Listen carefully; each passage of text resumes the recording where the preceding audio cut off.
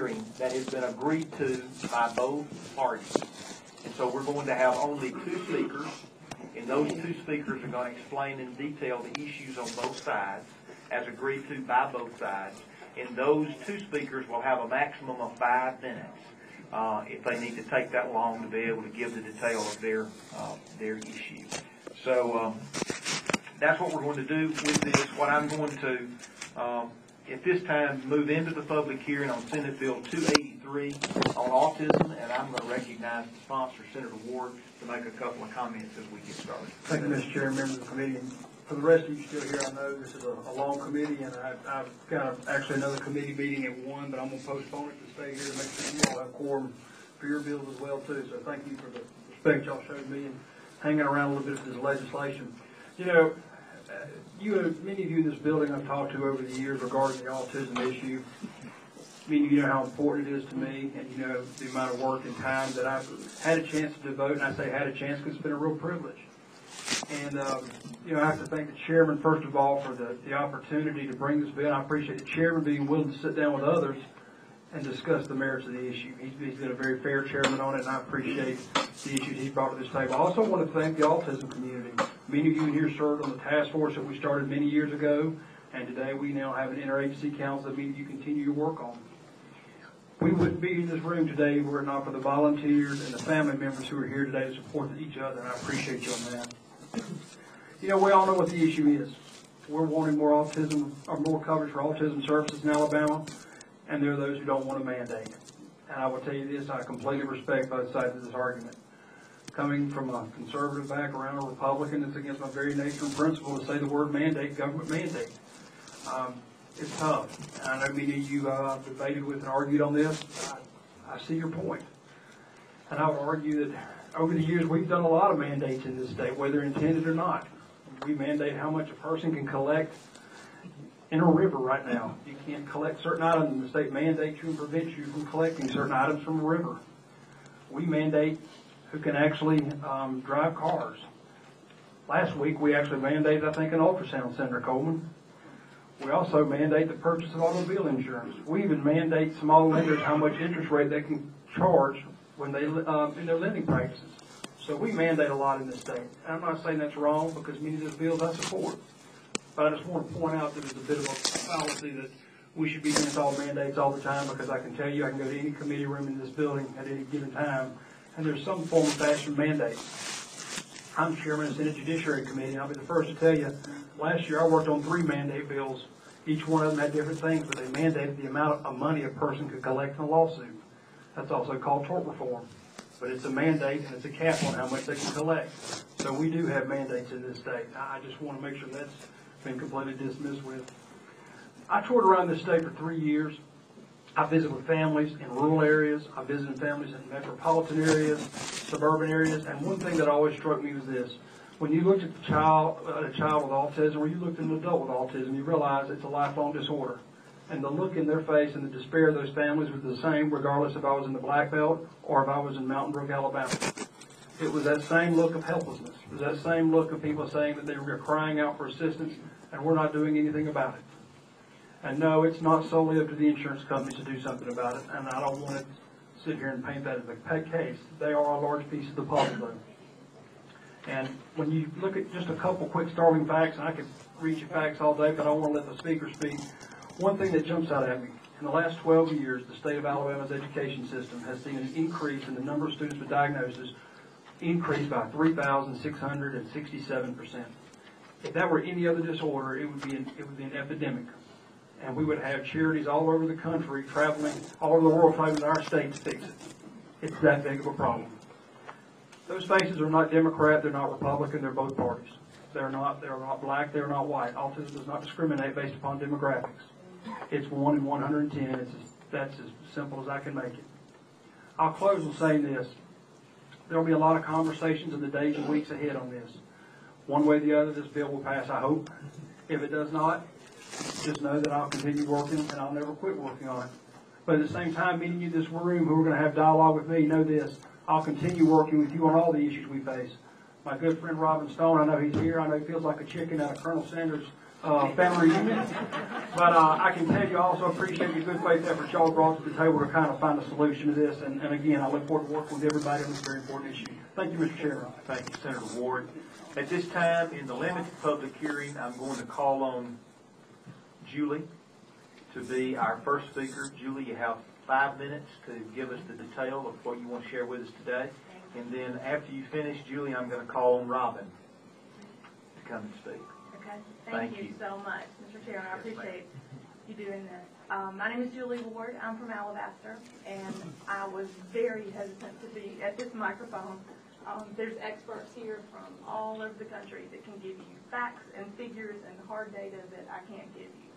But I can give you something that nobody else in this room can give you, because I'm a small business owner, work with my family's business and have since '98, so I understand the small business part of it. I am also an autism mama. I have a 9-year-old little girl named Riley, and I'm also a state senator's wife, and with my husband. So I've been in this arena, and the small business arena. So that's how I got nominated for this microphone today. I can tell you this, with a kid at home, I wouldn't do your job for $1 million, not for $1 million. What you do is difficult, I know that. It's hard, and you make tough decisions. You have to make gut calls, and they're not fun. And I see that firsthand every night. I'm going to start with what I know for sure. I know that all babies don't come into this world equipped equally. Some come early, they're preemies. Some have birth defects. Some may have a disease when they're born. My baby came in with autism. That's what we were met with. As Pam said, autism it's 1 in 110. 1 in 70 is a boy. If you haven't been touched by this yet, you will soon. It may be a grandchild, it may be a niece, nephew, church member. It's coming if you haven't already.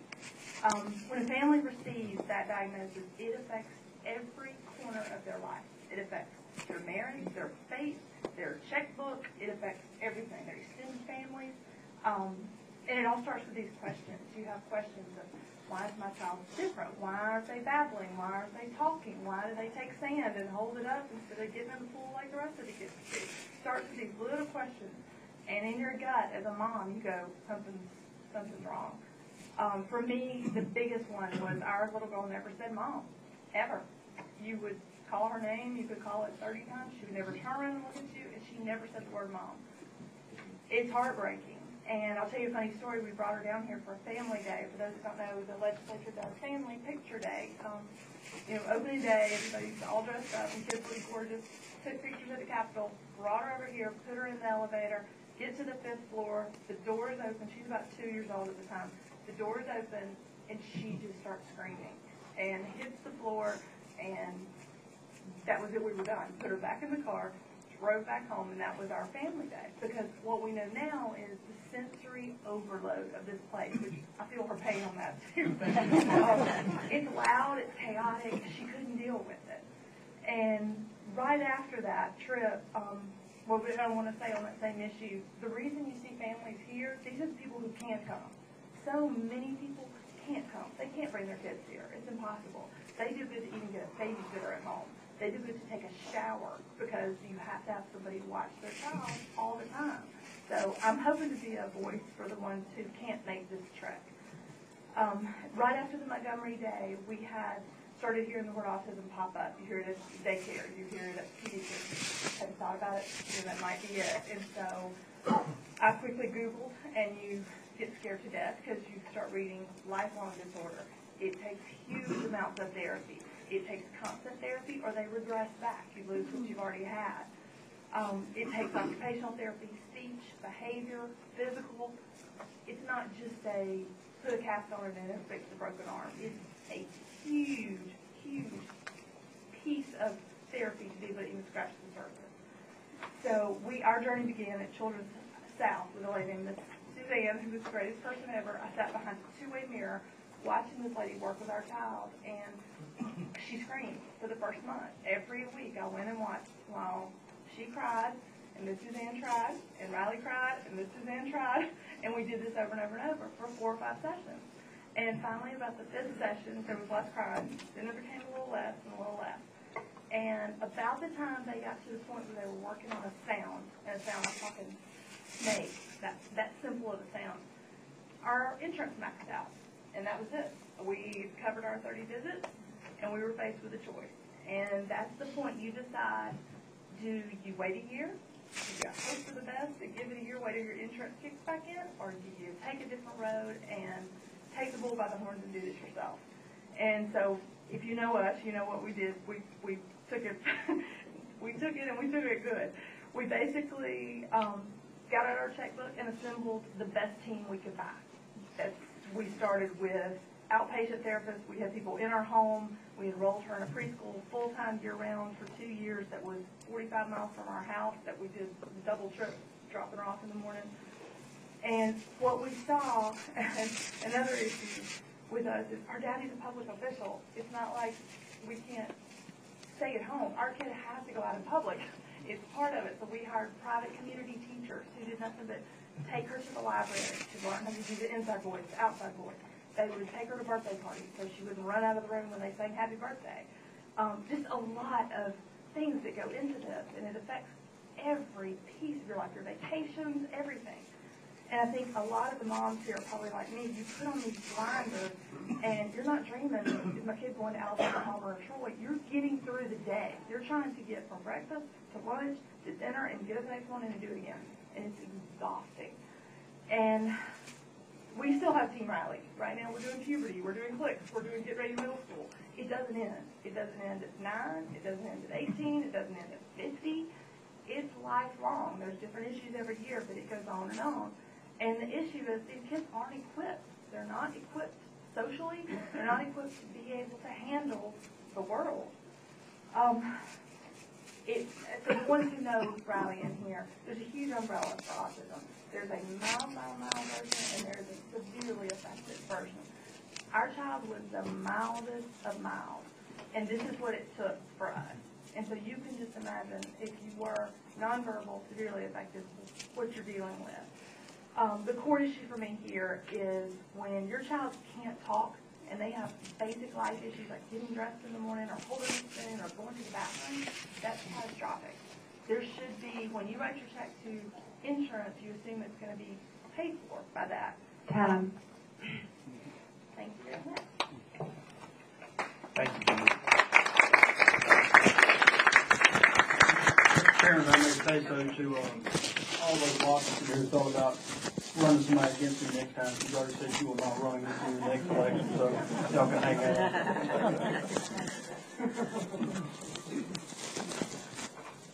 Robin?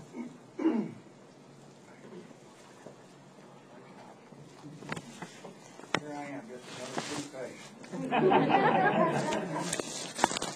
Chairman, members of the committee, my name is Robin Stone. I work for Blue Cross Blue Shield of Alabama. I'm here to say a few words about Senate Bill 283. Let me tell you what I'm not here to tell you. I'm not here to tell you that autism should not be treated and autism should not be covered.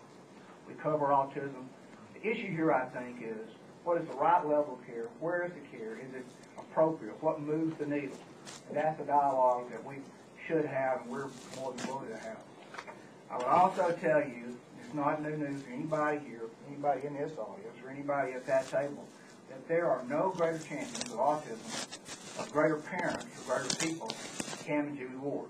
They are very good friends of mine and many people here, and I admire their passion. They have worked tirelessly on this issue to raise the awareness of autism throughout the state of Alabama. We agree with them that autism should be covered. Like I said, we do cover autism in our existing policies for all small and medium-sized businesses. What our larger businesses, our self-insureds do is more or less up to them. They set those plans. Our coverage includes benefit for almost all the areas that are in Senator Ward's bill. So, in effect, a lot of the coverages are already in place. Now, again, the question of whether that's the right level of coverage, whether it goes far enough, deep enough visits, that sort of thing, that's a different discussion that we should have and could have. But the coverages that are included: pharmacy care, psychiatric care, psychological care, therapeutic and diagnosis of autism. This is in addition to the regular care that any child who's diagnosed with autism receives. That's docs, going to the hospital, pharmaceuticals, which is virtually unlimited. So all of that is there. So just know that autistic children do receive health care coverage. So we're talking about, what the composition of that coverage is. And Senator Ward and I have had numerous dialogues about this, and quite frankly, I'd be very disappointed if he wasn't bringing this bill. It's something that he should be doing as a father. There's a lot of folks here who are interested in this piece of legislation and autism in general, and we admire their passion. But there's also some folks who can't be here, who might be interested in this piece of legislation because they're home, they're in your district, and they're running small businesses and medium-sized businesses. And I just want to talk a little bit about this bill and the impact on them. Both Senator Ward's bill and the House bill would require almost 25,000 small and medium-sized employers and over 153,000 individuals who purchase individual health care plans to purchase expanded policies that include expanded treatments for the treatment of autism. Combined, this legislation mandates that future premiums for about 910,000 people will go up. Any mandate raises costs. That's just the way it is. It's just the way of the world. Mandates increase utilization, and that impacts the cost. There's a chart that we passed out that I think gives you just some indication of the breadth and scope of what this mandate would do to the small and medium-sized businesses in the counties that you serve. These bills, both the Senate bill and the House bill, exempt large self-insured corporations. It focuses solely on small people who pay us a premium, and we underwrite their health care insurance. Let me tell you, we're not talking about including here. We're not talking about including our fine automobile manufacturers or our fine utilities or our financial institutions. We're not talking about state employees. We're not talking about teachers. So all of those groups are set aside, and the focus of this bill is on Alabama's small businesses. This legislative body is doing great work to try and create economic opportunities and jobs for people in the state of Alabama, specifically for small business people. And we applaud that. But mandates add specifically to the cost of small business. And when small businesses have additional costs, they have to make decisions. Unfortunately, small businesses are teetering on whether or not they want to offer coverage of any kind. And once they leave that, they don't go back. Autism is very important, and it is one of many things that are not mandated in Alabama law. This legislative body and previous ones have been very, very hesitant to create legislative and health care mandates. Alabama has the second lowest number of mandates in the nation. That's why, as high as it is, that current health care costs are so high. So when an employer, our small business customers are not coming to us and asking for expanded, richer benefit packages. They're asking for ways they can cut back. And we're trying to help them do that. Having said all that, we change our coverages all the time. There's a constant review. There's new technology. There's new things that come in. We look at that all the time. And this is no different.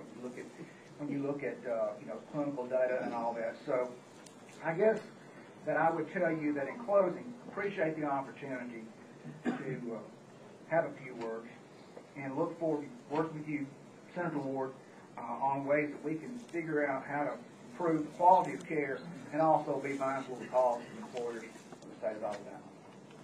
I'll be happy to take any questions. Mr. Chairman, Senator Busman. just explain to me quickly how those large companies got exempt from coverage. Is that something that is just in this bill, or are there policies where they can't be added? Well, no, sir. It's under federal law that some of the larger corporations are exempted called the Employee Retirement Insurance Security Act, and large self-insured companies that set their own benefit schedule. Those companies come to us and they say, I want this benefit level, and we basically administer those.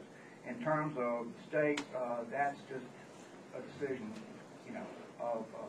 in the legislation. Senator Busman. And if I may ask one other question real quickly, is the benefits under those policies on coverage for autism the same as the benefits for somebody that provides that policy out of a small business? I can't answer that question specifically because so many companies determine their specific benefit level. So as an example, let's just take speech therapy. It could be that a larger company may have 40 speech therapy visits a year or 50 or less. It's just according to them. We don't set that for them. but in terms of our small and medium-sized benefit plans, that's fairly consistent across the board. And by that, just as a definition, those are employers who have from 2 to 50 employees or from 50 plus. Senator Bussman, I was going to just say too, in answer for your question, you're right. There are a lot of very big companies that don't have to deal with the issues that we're dealing with here today. And I will point out, and I pointed this out the other day, that some of those same big companies right now that are pushing us to pass all these tax incentives, I'm for them. I love these tax incentives, but I promise you this, we're all going to have a conversation before we start passing new tax incentives in the future. And my question is going to be to them is, if I'm going to give you taxpayer dollars to come to my state, then you know what, you're going to properly cover the people in my state where you're going to come work at, because it's just going to be a new Cam Ward policy, if I could just share that with you. Senator Coleman. I'm glad Senator Ward made that statement, again, connecting the dots as far as affordable health care and access to health care. I think the crux of this, it seems like on page 4 for me, as I understand it, as far as the spectrum of treatment. And basically what it says is that, if you've been diagnosed, or, and again, this is, Senator Ward, this is for a child for 9 and under.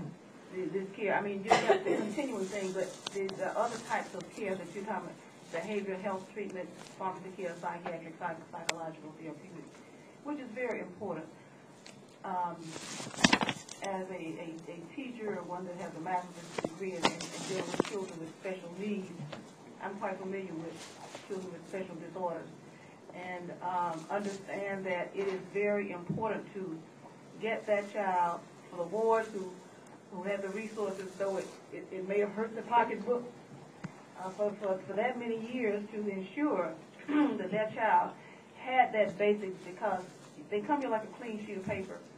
And Mrs. Ward said that, and her child was the mildest. I know there are people in my family that are autistic, and so I do understand this. As they get older, and I can see the evidence just this past Saturday, I was at a family funeral, and I looked at this child and I said, oh, so-and-so has got a beard, and he must be about 15, 16 years old. His mother's a teacher, and she even does sign language because he's not quite verbal. But the thing of it is that for those children that don't have the advantage of having early intervention and these types of treatment, then it costs us on the end for other health care problems.